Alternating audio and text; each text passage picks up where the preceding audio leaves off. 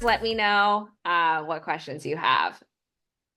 Yeah, so right now, one of the things that I'm kind of trying to, so I think, I don't want to say deficiencies. I think I have a unique story, but I just started research, so I'm 8 months in. So I was kind of wondering how you think I should approach both like tailoring my resume and discussing that in my statement, in my the statement of purpose and my personal statement.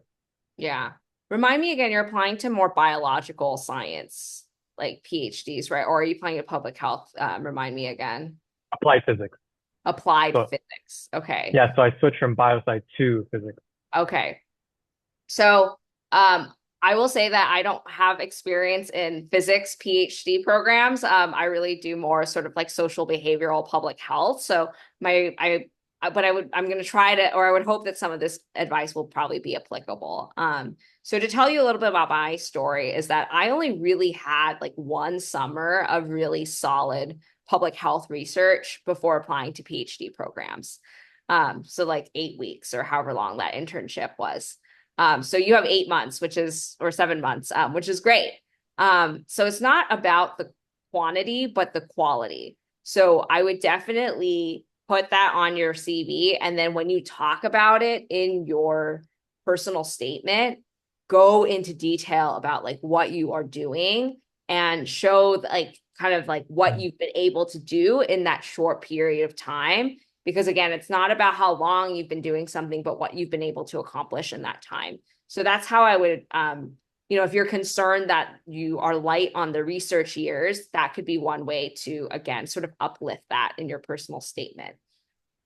And then you can talk a little bit about your story too, about how you transitioned and you pivoted and what you learned from that experience too. And that's kind of where you can tie, like, tie in the whole, like, you switched paths and why that's important. I know that at Harvard, when I went for open house for my Harvard PhD program, they said this to all of us. They were like, one of the things we actually looked for in applications was people who didn't take a sort of traditional path forward, people who had a pivot or like, went and did something else and then came, like they want people who have experiences trying something different or doing something on a different path and then figuring it out. So there's a way that you can also talk about that in your personal statement to be a strength. Right. Okay. Great. Yeah. I think it's probably important to kind of, instead of like brushing over them, using them, leveraging them as a Yeah. way to set I you mean, apart.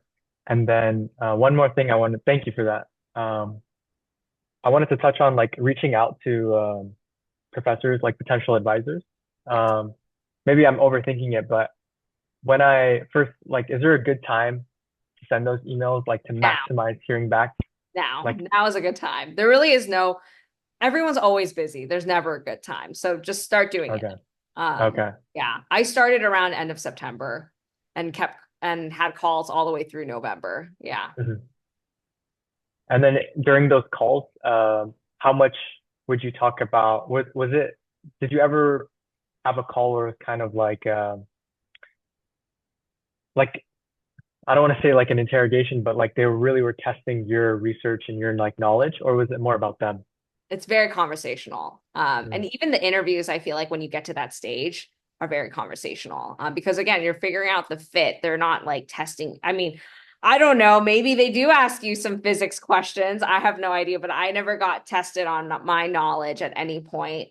Um, I would say, um, yeah, don't worry about very conversational. I was gonna ask, have you found I have a website that actually like I walk through my step-by-step process of applying. Have you found that? Do you know what I'm talking about? Yeah, I do, and I actually use your template. Okay, perfect. So you've already Yeah. found it. So yeah, okay, great. So do that, and you're setting yourself up for success. Yeah, actually, I wanted to share this with you. I messaged one potential advisor 2 weeks ago. I didn't hear back. Used your template 2 days ago. Yeah. I got a response right away and I met them yesterday. Oh my God. Wait, same Yeah, professor or different professor? same one. Oh, wow. Okay. Yeah. So your template worked. Okay. Oh, that's good to hear. Okay. How did the call go?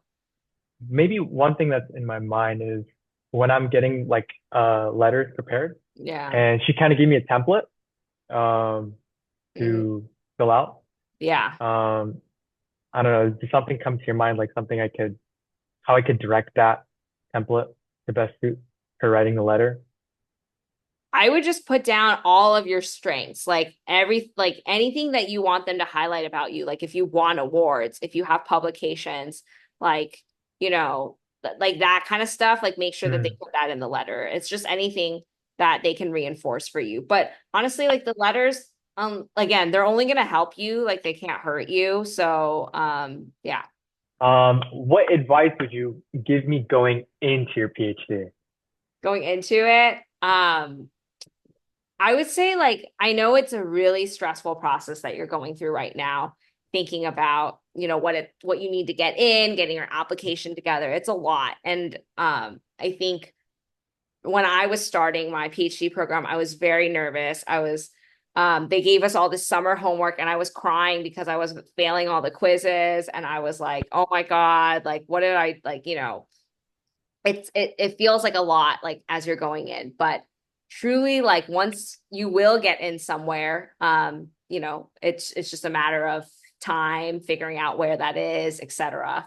But once you're there, I would say like really just focus on one. You're gonna want to take good care of your coursework, research, all that, but also have fun and like, Mm, you know, take care of yourself in the process and like make friends. Like some of my best friends came from my PhD program. So as cheesy as that sounds, like, it's going to be a really fun time for you. Also, it's like a time of like you, um, really advancing forward in your academic journey, but also a time where you get to do that with a bunch of other people, who are in the same stage of, their careers as you. So, it's a fun time. I look back and it's more fun being a PhD student than it is being a postdoc. I will admit that. And I'm sure I'm not the first person to say that. So enjoy the time.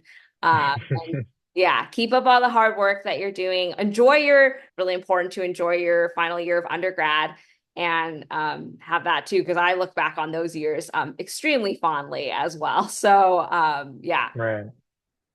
you're doing all the right things. And, you know, just keep that going.